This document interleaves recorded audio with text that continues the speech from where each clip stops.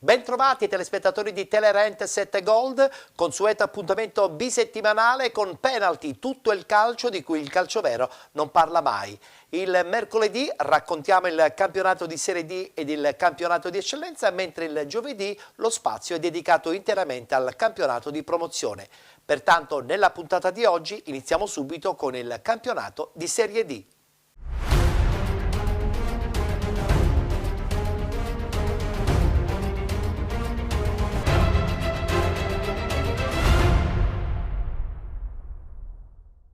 Puntata odierna certamente molto interessante perché abbiamo due ospiti. Il primo lo andiamo subito a presentare, il direttore dell'area tecnica del Ragusa Calcio, Graziano Strano. Buonasera. Ciao Graziano, ben Salve. trovato.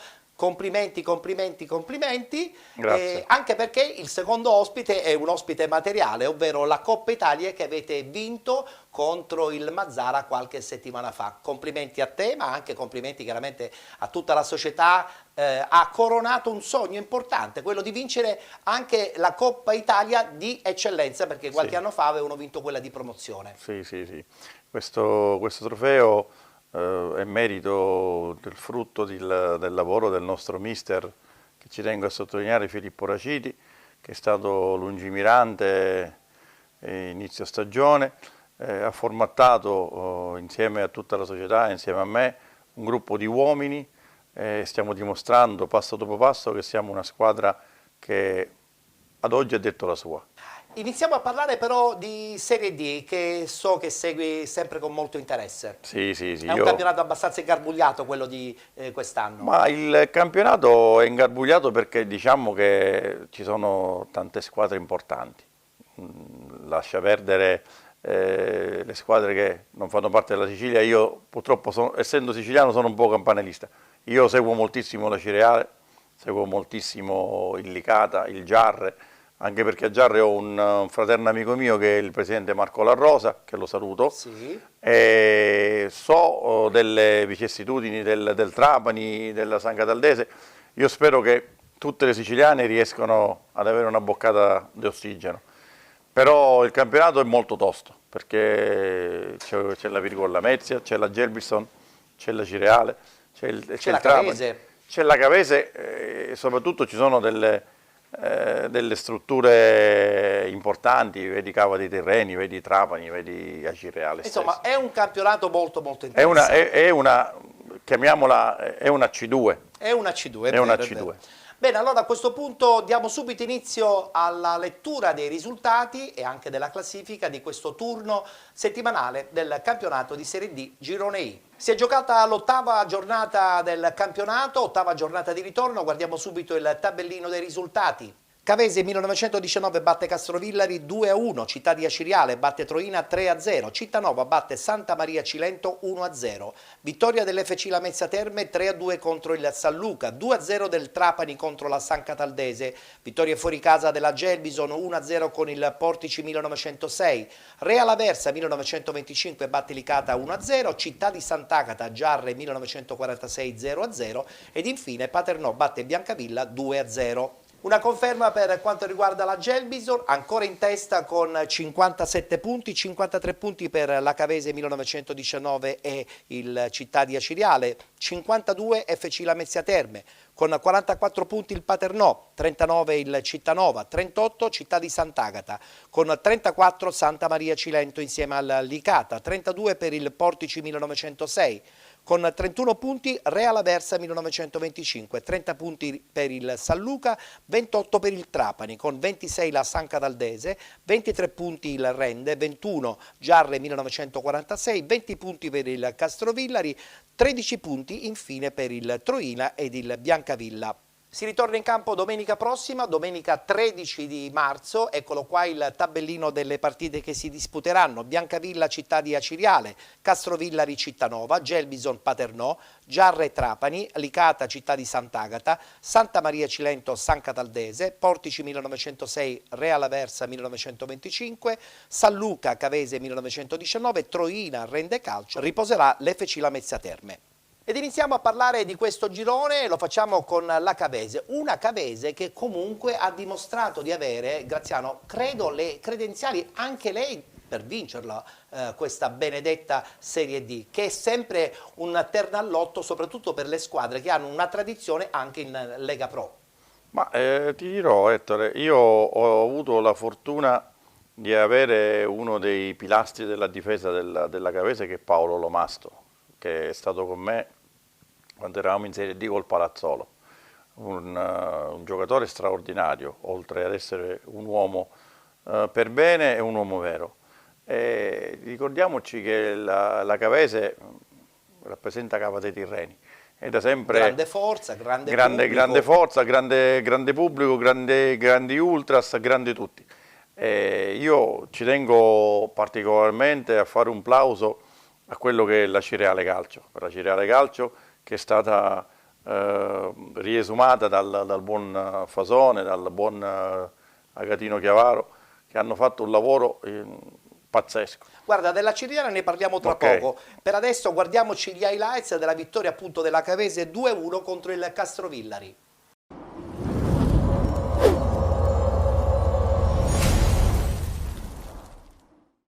Stanno per scendere in campo per la 27esima giornata del campionato di Serie D Girone I, la Cavese, squadra di casa, e la formazione calabrese del Castrovillari. 4 lunghezze che ci dividono da un sogno. Break da parte di Giuseppe Palma, Carbonaro, Allegretti, troppo lungo questo pallone. E c'è calcio di rigore a favore della Cavese. Tiro in corsa media, il tiro e gol! La Cavese è passata in vantaggio. Il pallone in direzione di Teiu, giù. Rigore a favore del Castrovillari, peccato. Tripicchio, rete, ha pareggiato il Castrovillari. 1-1, amici sportivi all'ascolto. Ancora Romizzi, largo per Banegas, buona idea, Banegas, finta di Banegas, saltato l'uomo, mette in mezzo, 1-2, Banegas, tiro, Aiolfi, Carbonaro insiste sulla destra per la Cavese, Carbonaro punta e poi va a cercare l'inserimento di Palma, il tiro ribattuto, palla in area di rigore. Caserta per la rimessa e verso l'area di rigore del Castrovillari, quindi Baccio Terracino, area di rigore, si gira Baccio Terracino in mezzo, deviazione, para Aiolfi. Romizzi con il destro, no, si sposta, lascia Banegas, parte il cross per il colpo di testa, attenzione in area di rigore, rete, D'Angelo, ale, bum,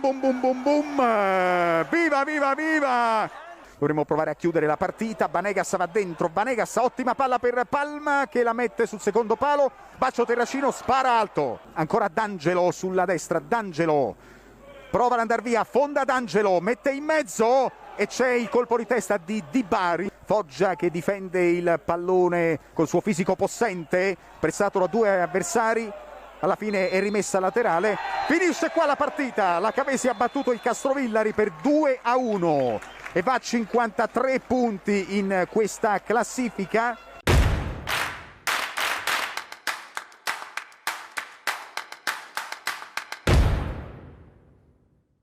Sì, è stata una gara che si è complicata perché comunque siamo partiti bene, trovando il vantaggio con il rigore di Allegretti, ma poco prima insomma c'era stata una bella occasione sempre di Allegretti. Subito dopo siamo stati anche abbastanza puliti nel gioco, dove potevamo insomma trovare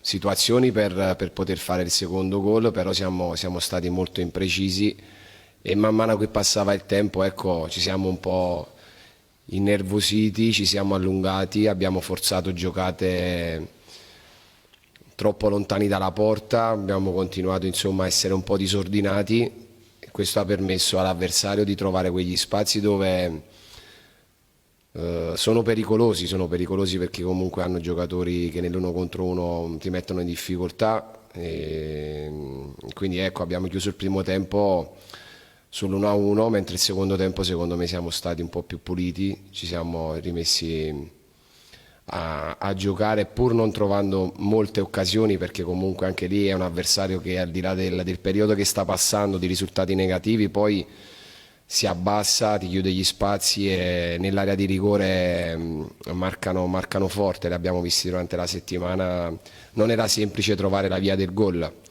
via del gol, che poi è stata trovata da D'Angelo, e ci danno 3 punti fondamentali per continuare a inseguire quelle lì su.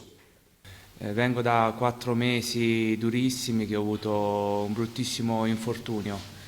Non faccio nessuna dedica, però ci tengo comunque a ringraziare lo staff medico, il prof, che hanno dedicato giorno e notte per il mio caso, perché è stato difficile. Poi anche un grazie per la vicinanza del direttore e del presidente, perché comunque mi hanno capito.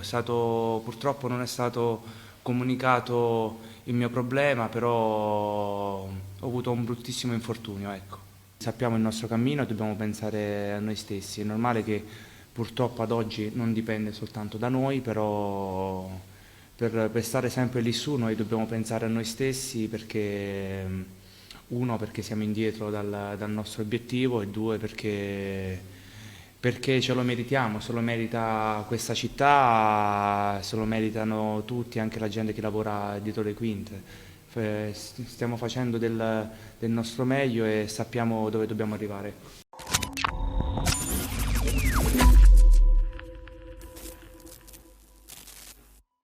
Guardiamoci le interviste post partita dopo la bella vittoria della Ciriale 3-0 contro il Troina.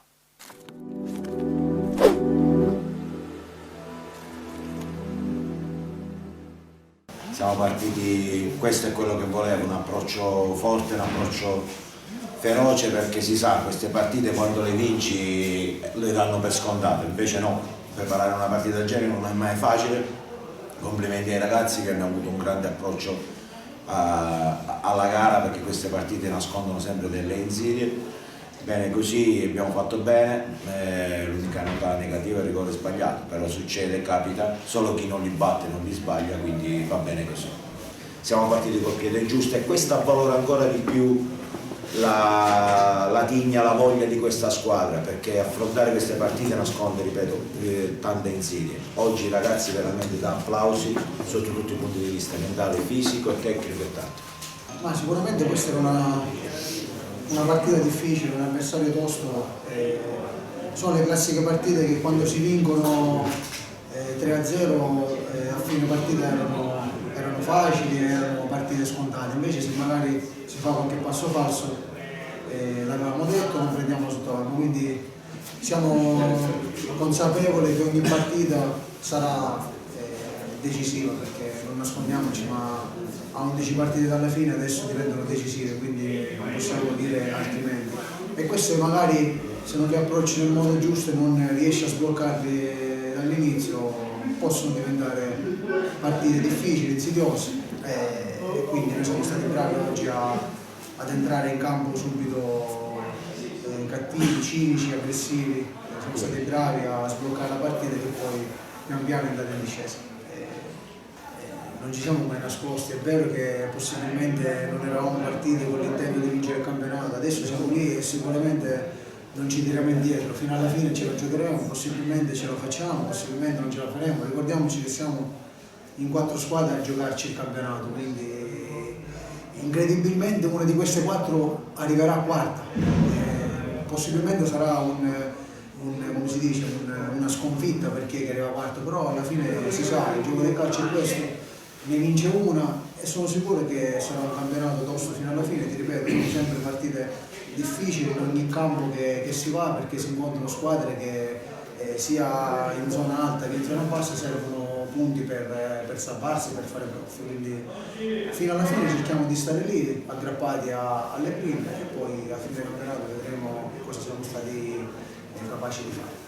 Sicuramente vale tanto questo gol, ma come valgono i gol anche di Peppe, dei 2 Peppe, di Figliameli, di Savonarola, anche perché era una partita abbastanza difficile da sbloccare, però si è riusciti a fare gol subito, tutti e 2 gol, e al secondo tempo ci eravamo prefissati di farne un terzo per chiuderlo, ed è arrivato, sono riuscito a farlo, è il quinto e sono felice.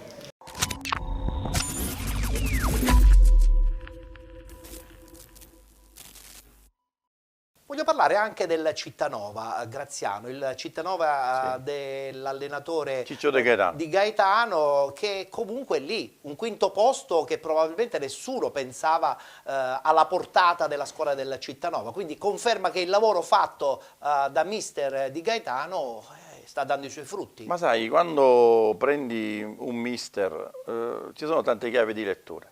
Se tu hai una scommessa è una cosa, quando prendi una certezza, perché Ciccio De Gaetano, vuoi non vuoi, è stato negli ultimi anni un vincente. Ha vinto a Biancavilla, ha cercato di portare avanti il Palazzolo. Beh, l'anno scorso per esempio con l'Agragas ha perso il playoff finale, no? Ha perso, ma era nei playoff. Sì, quindi ha fatto la finale playoff. Ricordiamoci che quando scegli gli allenatori li scegli per vincere. Se poi il prodotto alla fine non è quello che è la stagione che va, però non è l'allenatore vincente che è arrivato 19esimo, 18esimo. Assolutamente. Quindi è andato lì a giocarsela, però poi naturalmente il campo, sai, come parlavamo prima, ci sono partite che tu vinci 1-0 e poi rischi di pareggiarla con è vero, inaspettatamente. una baggianata di qualcuno. Guardiamoci gli highlights, vittoria del Cittanova 1-0 contro il Santa Maria Cilento.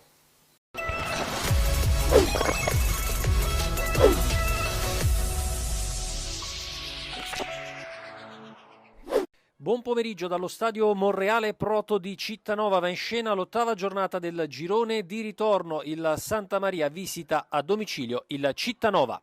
Filtrante dentro per Maggio, salta anche il portiere Grieco, poi è impreciso nella mira, pallone sul fondo. Il Santa Maria ci può provare con una punizione da posizione interessante. Parte Masullo e si salva il Cittanova. Condomitti trova la giocata giusta per Meola, la mira di quest'ultimo è ancora una volta imprecisa. Cittanova ancora in attacco, pallone per Meola, la conclusione, miracolo di Grieco, poi la ribattuta e Grieco riesce a bloccare.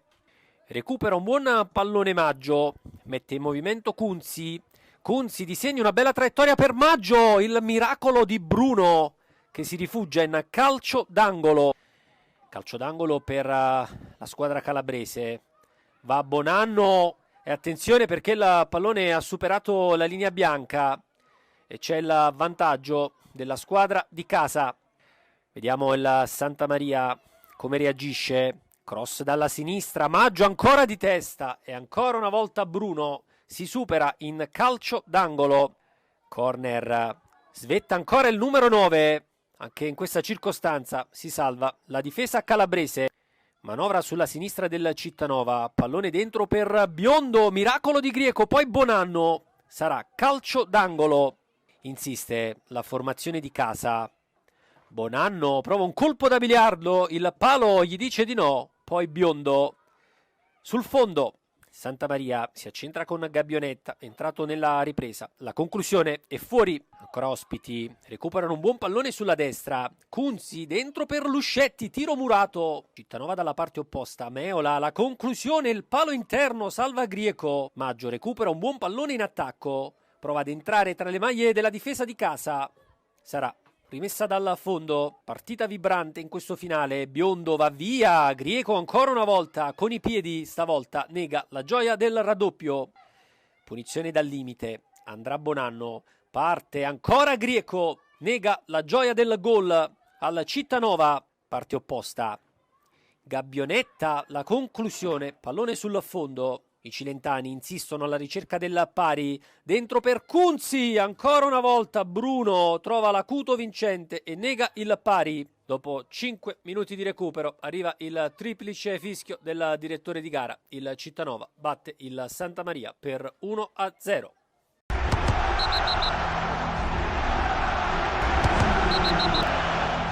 Purtroppo abbiamo fatto un passo indietro, volevamo dare continuità ai 3 risultati positivi che avevamo incanalato nelle ultime 3 partite, ma purtroppo al di là del risultato negativo abbiamo fatto un passo indietro anche sotto l'aspetto della prestazione. Però oggi la differenza l'ha fatta la determinazione in più del Cittanova, che che ha provato sempre a fare gol. Noi abbiamo cercato le nostre trame, però non ci siamo riusciti, abbiamo incappato a degli errori tecnici, tattici che purtroppo commettevamo spesso prima. Sembrava che c'era stato una sorta di riequilibrio, purtroppo abbiamo fatto un passo indietro. Bisogna assolutamente analizzare tutte le situazioni e io sono arrabbiato perché non è possibile un atteggiamento del genere. Una squadra come la nostra deve e può fare molto di più. Avevamo preparato proprio la partita in questa maniera, sapevamo che loro comunque sfruttavano molto la fisicità di Maggio e quindi su queste palle lunghe ci eravamo preparati e penso che proprio su questi palloni non abbiamo mai sofferto. Gli unici rischi che abbiamo corso possiamo dire che sono stati dettati un po' dalla confusione finale che loro giustamente hanno fatto per cercare di agguantare un pareggio immeritato secondo me, ma non per essere cattivi, ma è un dato di fatto. Cioè, oggi c'è stata solo una squadra in campo che ha giocato per 95 minuti. Quindi così come gli avversari sono stati leali e ci hanno fatto i complimenti in campo, è giusto che oggi glieli facciamo noi ai ragazzi che sono andati in campo.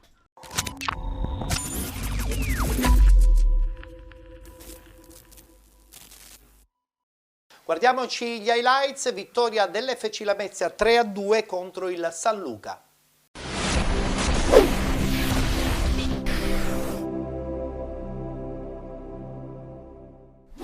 Allo stadio Granillo di Reggio Calabria risplendono i colori giallo-blu della Lamezia Terme e riecheggiano i cori dei sostenitori lametini giunti in massa in riva allo stretto. La partita tra Lamezia Terme e San Luca si rivela sin dalle prime battute molto avvincente e il risultato finale, con un solo gol di scarto, sta stretto agli uomini di Campilongo che hanno collezionato veramente tante palle gol nell'arco dei 90 minuti. Eppure a passare in vantaggio sono stati i giallorossi reggini con Godano che al 9° minuto di testa finalizza al meglio l'assist di Suraci. Il vantaggio ospite dura appena 3 minuti. Al 12° Maimone serve in profondità Valentin Abercon che da posizione defilata con un potente destro batte Scuffia. Sesta rete stagionale per il 9 giallo-blu che parte sul filo del fuorigioco, prendendo il tempo alla linea difensiva avversaria e batte il portiere con potenza e precisione. Abbiamo detto delle tante occasioni da gol per il Lamezia, nitida è quella di Terranova al 21° che di testa colpisce debolmente. Minuto 25, cross di Beckson dalla 3/4, Abercon in tuffo, manca di poco l'impatto con la palla. Al 30° dalla distanza Beckson impegna in una difficile respinta il portiere avversario. 3 minuti più tardi sempre Beckson serve Terranova in area di rigore che si libera e tenta la conclusione col mancino, la quale si stampa però sulla traversa. Sullo scadere del primo tempo Crucitti con un rasoterra esalta i riflessi di Alessandro Lai. Nel secondo tempo, al 18° minuto, dopo una mischia in area di rigore giallo-blu, la palla allontanata finisce sui piedi di Mauro Bollino che dalla propria metà campo si invola in un coast to coast straordinario, resistendo anche ai tentativi di falli avversari. La conclusione del 76 giallo-blu è però deviata alla Scuffia. 60 secondi più tardi Bollino si riscatta, appoggiando in rete la torre aerea di Maimone. Bollino porta dunque in vantaggio il Lamezia e completa la rimonta giallo-blu. Al 23° ottimo spunto di Umbaca che entra in area di rigore, sterzata e appoggio su Mauro Bollino che ha il tempo di controllare e insaccare sul palo più lontano. Lamezia Terme 3, San Luca 1. Al 26° della ripresa, episodio che avrebbe potuto riaprire la partita. Sirignano commette fallo in area di rigore e l'arbitro assegna il penalty. Pelle tenta il cucchiaio morbido spedendo la palla però fuori. Altra ghiotta occasione per il Lamezia con Terranova, il quale di testa manda fuori su cross di Dadart.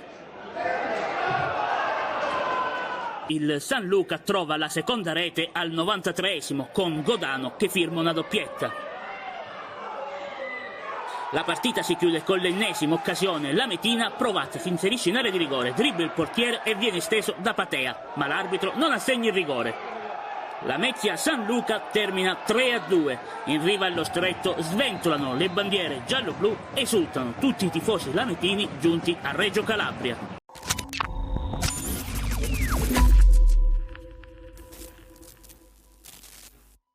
Guardiamoci gli highlights, vittoria della Gelbison 1-0 fuori casa contro il Portici.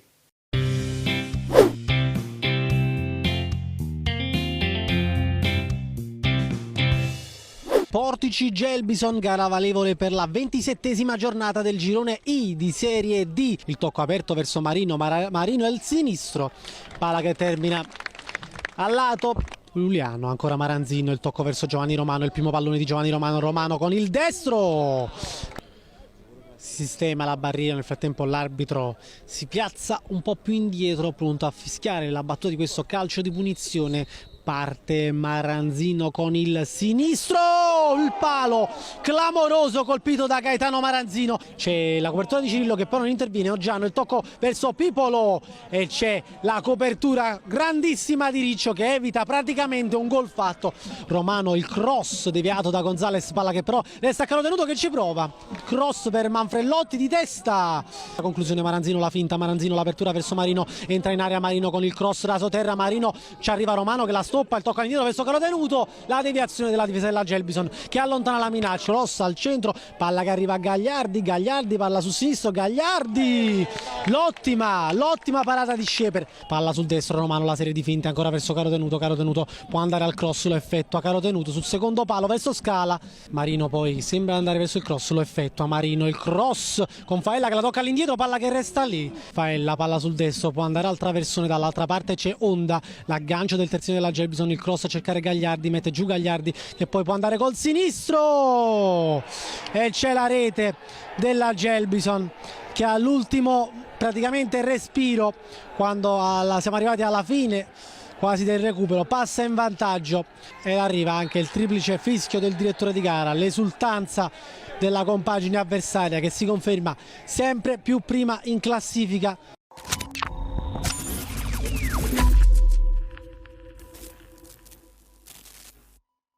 Parliamo dei tuoi amici di Licata? Che succede? Perdono ancora contro il Real Versa? Gli amici miei di Licata, c'è un lavoro pazzesco fatto dal buon presidente Enrico Massimino che ha affidato a un signore del calcio che si chiama Giovanni Martello la ricostruzione dopo il periodo Campanella. Giovanni Campanella con l'acquisizione di Giuseppe Romano come mister, che non lo scopro io, certo, e poi di tanti talenti.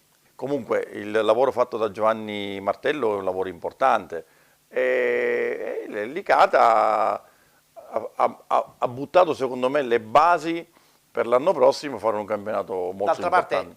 È una squadra giovane, è una squadra giovane, salvezza già acquisita, quindi a questo punto può giocare anche quasi per sperimentare la prossima stagione. Ma credo che le cose che interessavano al buon presidente Massimino erano l'avvicinamento dell'amministrazione, ed è avvenuto, e l'avvicinamento del pubblico e sta avvenendo, quindi diciamo che le componenti per ripartire l'anno prossimo ben spiegate ci sono.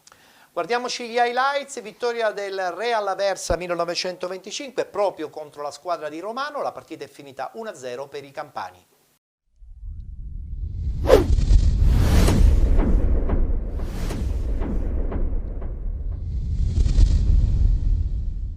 Real Agro Aversa ospita il Licata nell'ultimo turno. È stata vittoria per la formazione di mister Pippo Romano che si è imposta per 1-0 al Dino Liotta contro il Paternò. Sconfitta invece per la formazione padrone di casa che è caduta a San Luca con lo stesso risultato. Partiamo allora col film del primo tempo. Al 15° c'è una chance per i locali, il tentativo di conclusione da parte di Chianese viene respinto alla grande da Truppo, poi ci prova il Licata, tentativo dalla distanza di Currò, Lombardo blocca in maniera sicura, cross per la destra di Lamonica, il suo tentativo si perde però sul fondo al minuto 35, Mazzamuto al cross. Cosa ha fatto Gueye? O meglio cosa stava per fare? Parata clamorosa quella di Lombardo sulla rovesciata del calciatore del Licata che si era girato in un fazzoletto trovando la risposta incredibile del portiere del Real Agro Aversa. Passiamo al film del secondo tempo, succede davvero poco, ma quello che succede ed è più importante è che al 55° c'è una palla lunga per Lamonica che in uscita batte Truppo con il pallonetto. 1-0 Real Agro Aversa, il gol che di fatto decide la partita, che decide la sfida dopo un buon primo tempo delicato che ha sfiorato a più riprese il gol, soprattutto con Gueye non riuscendo a sfondare la difesa campana. Tante le proteste nell'occasione del gol di La Monica per un possibile fuorigioco dell'attaccante del Real Agro Aversa. Termina così la partita, festeggiano i padroni di casa, torna a mani vuote Aldino Liotta in Licata. Un cordiale saluto come sempre, alla prossima.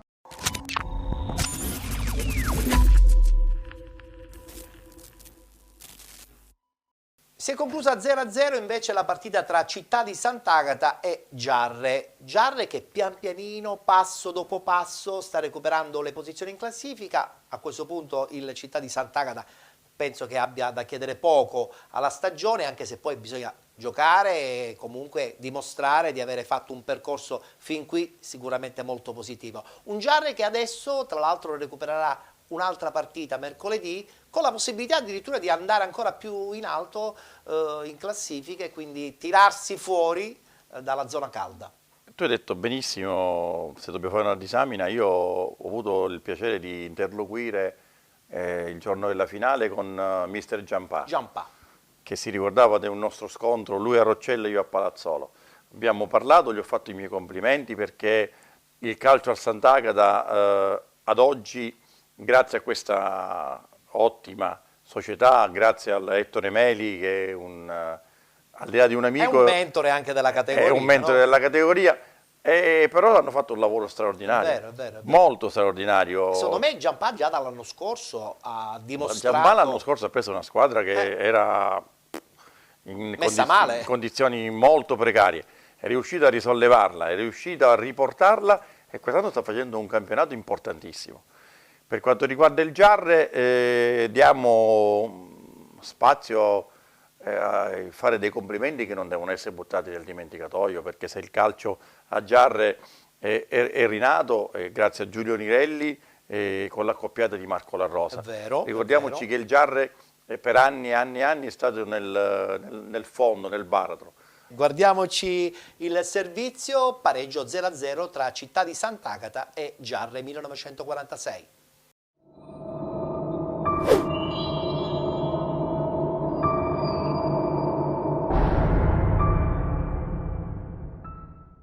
Pari a reti bianche tra Città di Sant'Agata e Giarre che chiudono sul nulla di fatto l'attesa sfida del Fresina, un punto che può accontentare comunque entrambe le formazioni, con i padroni di casa che allungano a 11 la striscia di risultati utili di fila, mentre i gialloblu continuano la loro scalata verso la salvezza. Prima del fischio d'inizio osservato un minuto di raccoglimento per ricordare la memoria di Salvatore Borgia, scomparso qualche giorno fa, che traghettò il Sant'Agata per la prima volta in Serie D. La gara, che non ha regalato tantissime emozioni, si apre con il Sant'Agata che reclama dopo 8 minuti un calcio di rigore per un presunto fallo di Pertosa su Cicirello. Il direttore di gara dice di no. Insiste la squadra di Giampà e all'11° il tiro cross dalla destra di Calafiore non inquadra di poco lo specchio della porta. Il Giarre tenta la risposta, ma il sinistro di Anastasio al 22° si perde largo dalla porta difesa da Beters.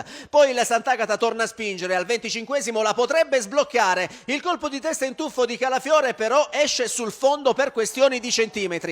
Nel finale di frazione sono ancora i padroni di casa a cercare la via della rete, con le conclusioni di Calafiore prima e Cipolla poi, che non sortiscono l'effetto sperato. Nella ripresa ancora locali protesi in avanti e che costruiscono le più importanti occasioni. Al 50° la punizione di Catalano si perde di un soffio al lato. Al 73° la girata col destro di Alagna trova la pronta risposta di Giannini. L'estremo giallo-blu risponde presente anche all'84° sul tentativo mancino di Cipolla e in pieno recupero disinnesca in angolo il solito piazzato di Catalano. Con questo pareggio il Sant'Agata sale in classifica, quota 38 punti, in settima posizione a più 15 sulla zona play-out e con una gara da recuperare, mentre il Giarre si porta a 21 e mantiene la quart'ultima posizione con la zona salvezza, distante al momento 5 punti.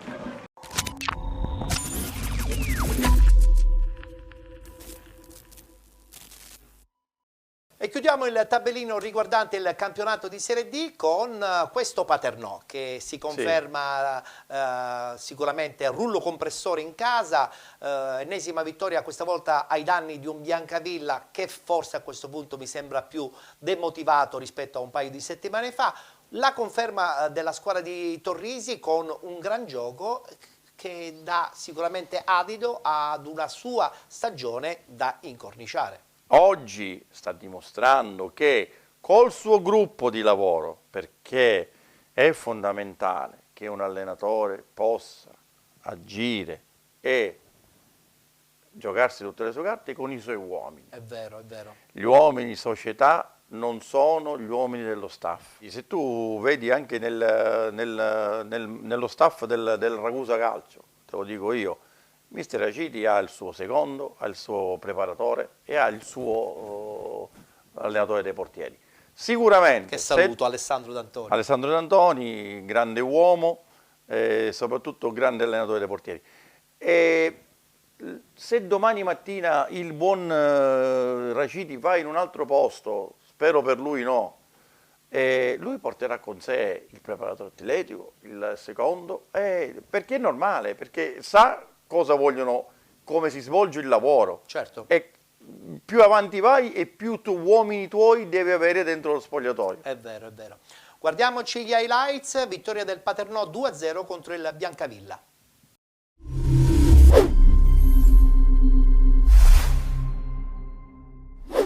Sportivi paternesi, amici di Biancavilla, buon pomeriggio dallo stadio Falcone Borsellino. Siamo collegati per la 27esima giornata del campionato di Serie D. E partiti proprio in questo momento. Basualdo perde il pallone. C'è il numero 10 Bozzanga con scoppetta. Bozzanga, tiro, palla fuori. La Piana. Palla per Rizzo, e con Rizzo, palla dietro per... e c'è il gol del Paternò con Puglisi al 43esimo, Paternò in vantaggio con Samuel Puglisi, e lo desiderava tanto questo gol Samuel Puglisi. Ricciardello, il tiro di Musso, la parata di Latella. Palla nella zona di Cangemi controlla bene, fa un bel tocco in dribbling, palla per la Piana dentro l'area non tira, palla per Basualdo, tiro! E paratona di Faraone, Asero, e c'è il rigore.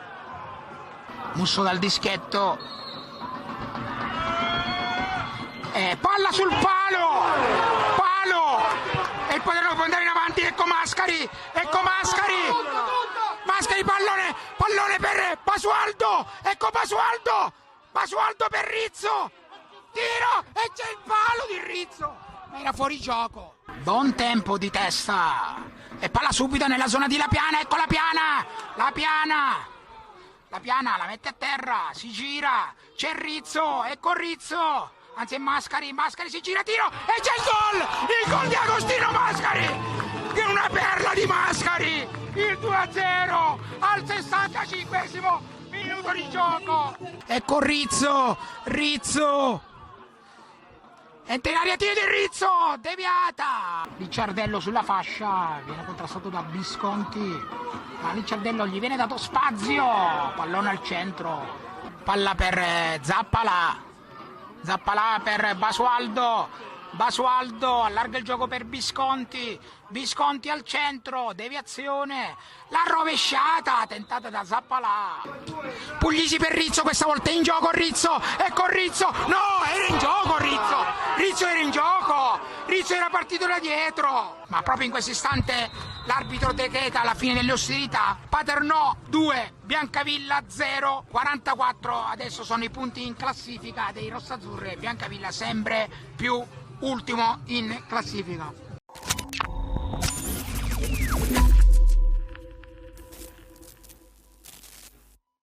Bene, abbiamo concluso lo spazio della Serie D, brevissimo spazio pubblicitario adesso, ci rivedremo tra poco e parleremo dei 2 gironi del campionato di eccellenza.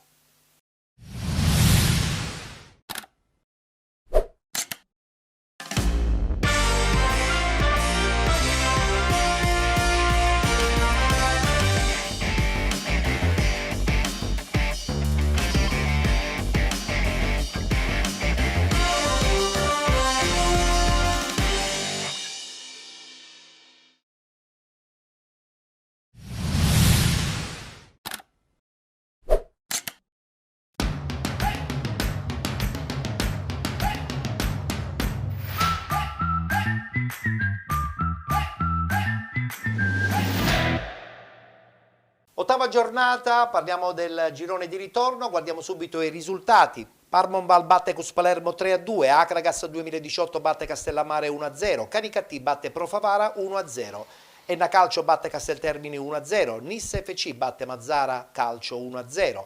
Vittoria dell'Oratorio San Cile e San Giorgio contro la Dolce Onorio Marsala 4-0, Mazzarese.2 batte Don Carlo Misilmeri 3-0 ed infine Unitas Sciacca batte Monreale 5-0.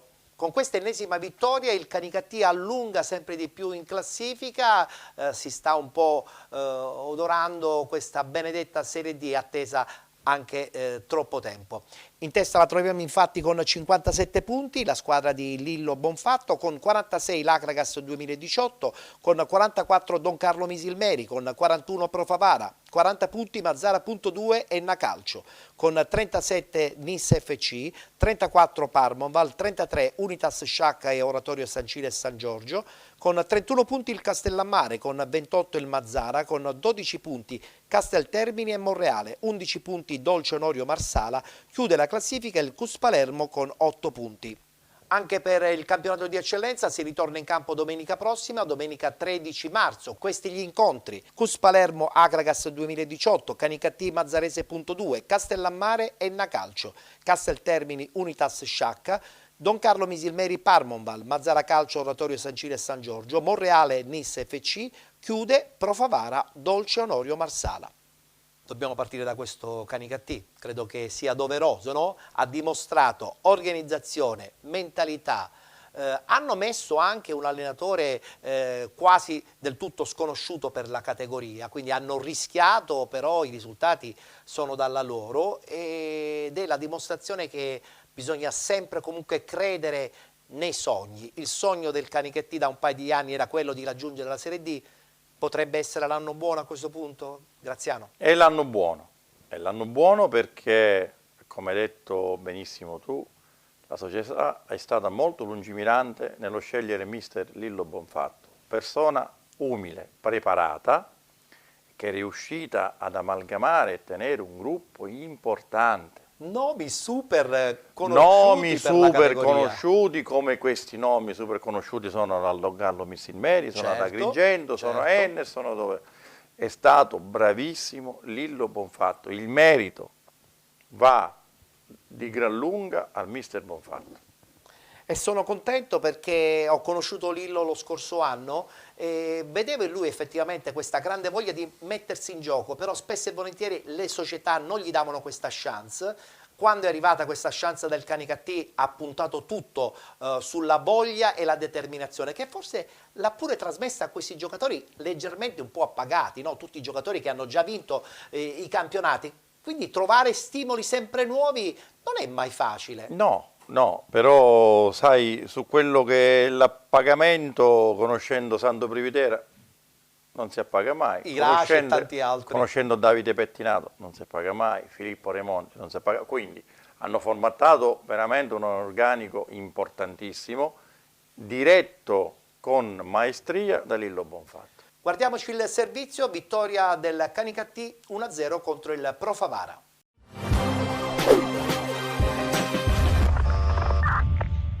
Ancora Privitera, prova il cross, poi la testa di Matera, alto, sopra la traversa, Passegue, poi cerca e trova Gambino, la conclusione, si immola Pettinato, perseguendo Federico Matera con la conclusione di Federico Matera, poi Passegue che prova ad avanzare sulla sinistra, con la conclusione Barbagallo poi si esalta, si supera, grandissima la parata qui di Barbagallo. Fabio Bossa prova a recuperarlo, ancora Capitan Tedesco, in volata per Giuseppe Iezzi, ancora Giuseppe Iezzi.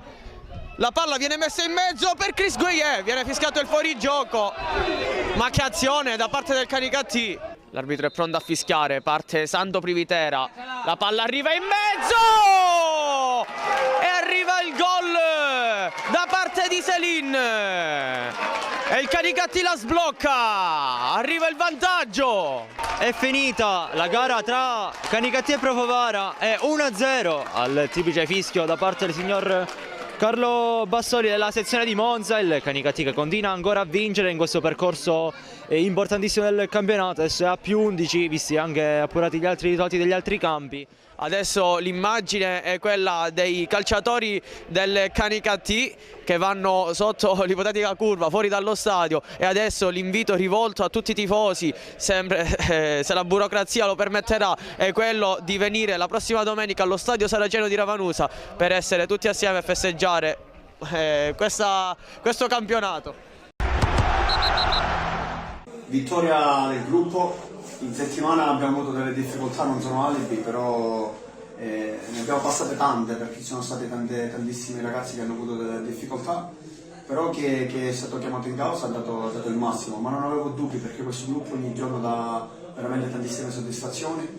Sapevamo di affrontare una squadra che nel girone di ritorno dopo di noi aveva fatto più punti di tutti, quindi questa vittoria vale il doppio, perché reputo il Favaro una grandissima squadra. Ma devo fare i complimenti ai miei ragazzi, perché oggi, come al solito, ma però oggi perché c'era qualcosina in più per tutto quello che avevamo visto in settimana, e hanno dato veramente l'anima, hanno dato vita a una grandissima prova.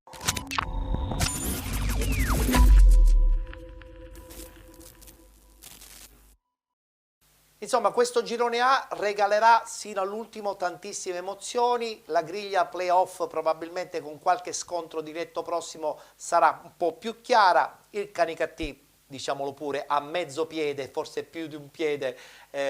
Io dico che ha vinto il campionato, nel senso si toccheranno i tifosi del Canicattì, ma è fatto col cuore. È fatto col cuore. Però ci piace rispetto al girone B che almeno sono quelle 5-6 squadre che Però sono 7-8 che sono sullo stesso livello, che poi oggi il Canicattì li abbia staccate, quello è un altro paio di maniche, ma ci sono squadre importanti, vengo a ripetere, come l'Agragas, come l'Enna, come la Mazzarese. Stesso Pro Favara, no? Lo stesso Mazzara che io ho avuto l'onore di battere in Coppa Italia, ha un allenatore che si chiama Domenicali, ha giocatori, non ultimo arrivato, certo. Ha giocatori molto importanti, Punzi, Pizzolato, Guaiana, El Mauri, Sami, El Mauri, poi ha un management importante, Saverio Provenzano, Gigi Prestigiacomo, il dottore Scaturro. Cioè, il Mazzara era proiettato purtroppo il campo a volte ti dice tutt'altra cosa. E mi sa che per questa stagione i giochi sono fatti. Purtroppo questa stagione secondo me rifonderanno e l'anno prossimo si parlerà di Mazzara molto. Sono convinto pure io. E adesso parliamo subito del girone B, del campionato di eccellenza.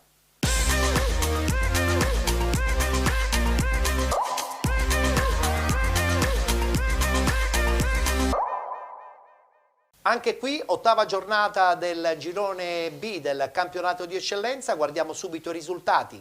Città di Taormina che perde in casa 3-0 con la Ionica, Acicatena Santa Croce 1-1, Città di Via Grande, Città di Siracusa 0-0, Ragusa Calcio batte Virtus Ispica 2020 2-0, Real Siracusa Belvedere batte Carlentini 3-2 ed infine Nebros batte SC Palazzolo 1-0. Ha riposato l'Atletico Catania e l'Igea 1946. In classifica attualmente abbiamo la Ionica FC con 53 punti, con 51 Igea 1946 e Ragusa Calcio, con 36 il Carlentini, 33 Nebros, 32 Città di Siracusa, con 29 Città di Taormina, 22 punti per l'SC Palazzolo, 21 Real Siracusa Belvedere, con 19 Acicatena e Virtus Ispica 2020, 13 punti il Santa Croce, 11 Città di Via Grande, chiude la classifica l'Atletico Catania con -2.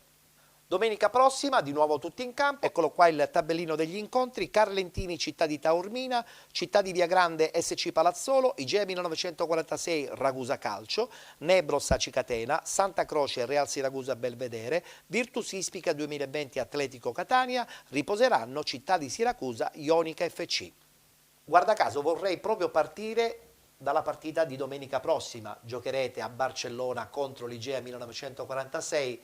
Graziano, a questo punto cosa succede? Avete già la Coppa, giocherete domani il turno d'andata contro il Locri, giocherete poi domenica praticamente questo scontro importantissimo per la classifica, guarda caso poi il mercoledì successivo avrete il ritorno con il Locri e poi in campo la domenica contro la Ionica FC. Sì, insomma, avete un tour de force pazzesco. Da dove iniziamo? Iniziamo dal dire che ho sentito tante chiacchiere su questa classifica, però forse qualcuno non la legge bene la classifica. Non la leggono perché sono convinti che sono tutti a parità di partite, invece non è così. Non la leggono bene la partita, non le leggono bene, ma non le leggono bene non gli addetti ai lavori, quelli che sono nello stesso girone mio.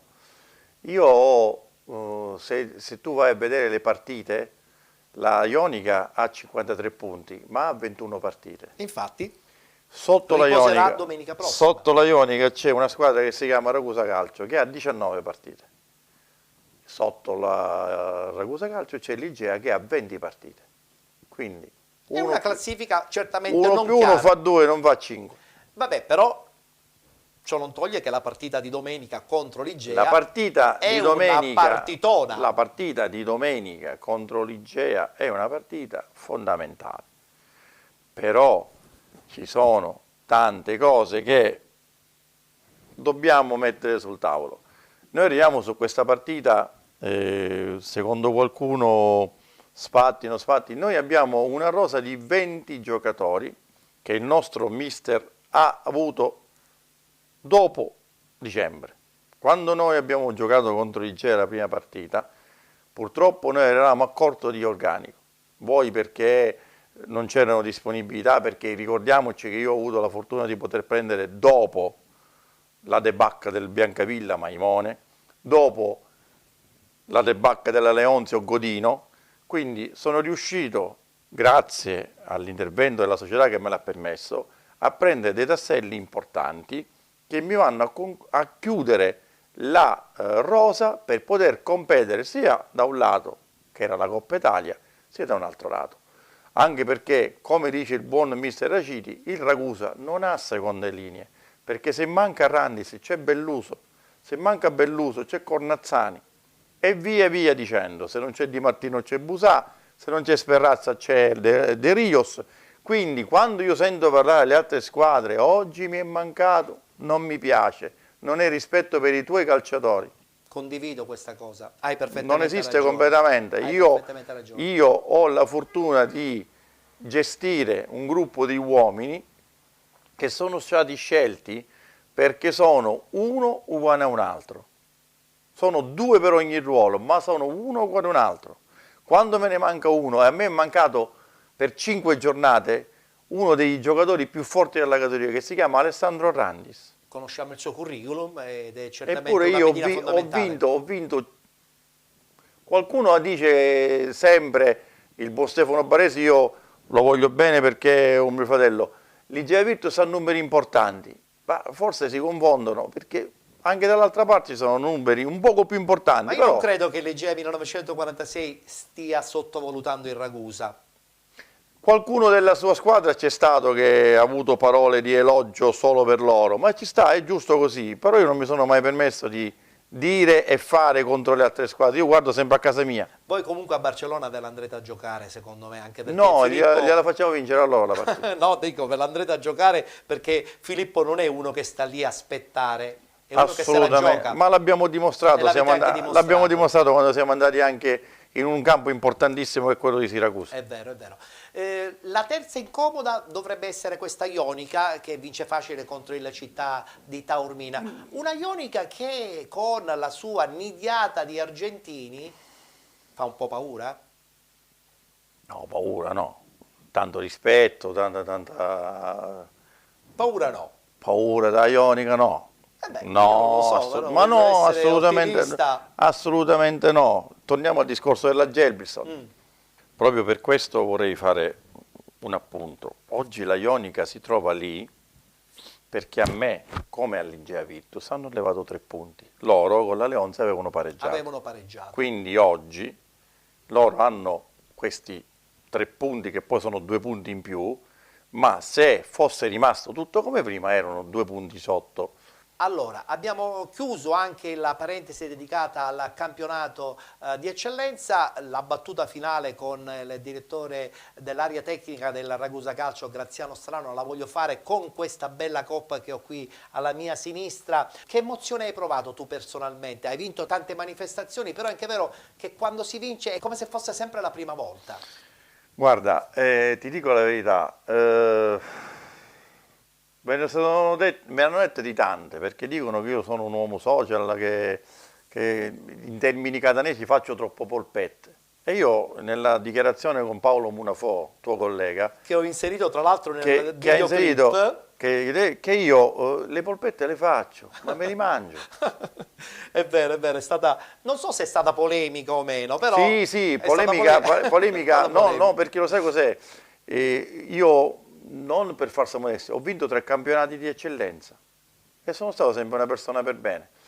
Qua appena vincono, con tutto il rispetto della una Coppa Italia, sono diventati i migliori direttori del mondo. Io ho detto tante volte, prima fate quello che ho fatto io, poi ne parliamo. Sia col mio mister che col mio gruppo società, col mio gruppo squadra, sono questo. E i giocatori si sentono tranquilli, non hanno il dacta del direttore, il direttore c'è. Fa il direttore quando deve fare il direttore, fa l'amico quando deve fare l'amico. Giusto.